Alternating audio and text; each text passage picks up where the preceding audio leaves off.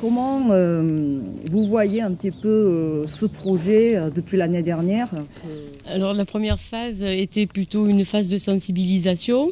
Nous avons remarqué que les jeunes étaient vraiment très sensibles à ces interventions.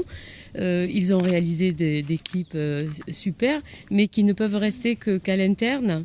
Et cette année, nous avions souhaité aller vers les entreprises, et nous avons ici évidemment un réservoir énorme d'entreprises d'accueil, puisque tous nos apprentis travaillent, et différents métiers aussi, des métiers très divers. Par conséquent, ce qui serait intéressant, c'est que maintenant, le message passe vers les entreprises.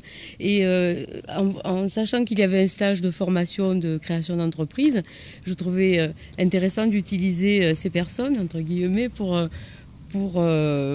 être nos messagers, en fait, grâce à ce reportage, qui ira ensuite vers les entreprises, alors soit par mail, soit sous forme de DVD, on ne sait pas encore comment on va organiser ça.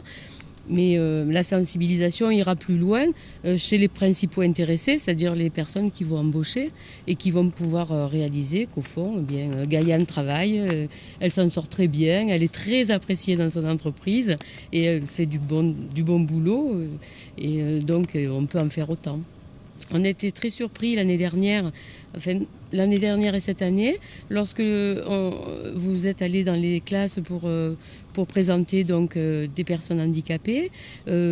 Tous les apprentis étaient très compatissants et dès qu'on leur posait la question, mais alors dans vos entreprises, en mécanique, en coiffure, il est possible d'embaucher? Et ils s'écriaient, bah non, c'est pas possible. Donc il faut dépasser ça, c'est-à-dire passer de la compassion, bah, c'est très bien, mais l'important c'est l'embauche, c'est que ces personnes handicapées puissent trouver un emploi et s'épanouir comme tout le monde. Et tout est possible, que ce soit en mécanique, en coiffure, en boulangerie. Il suffit d'adapter les lieux et pour ce faire, les chefs d'entreprise ont des aides et donc il faut en profiter.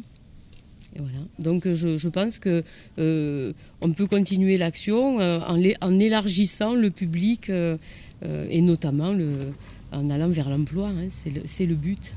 Oui, et c'est leur recherche à toutes ces personnes. Vous avez parlé de 26,4%, c'est énorme.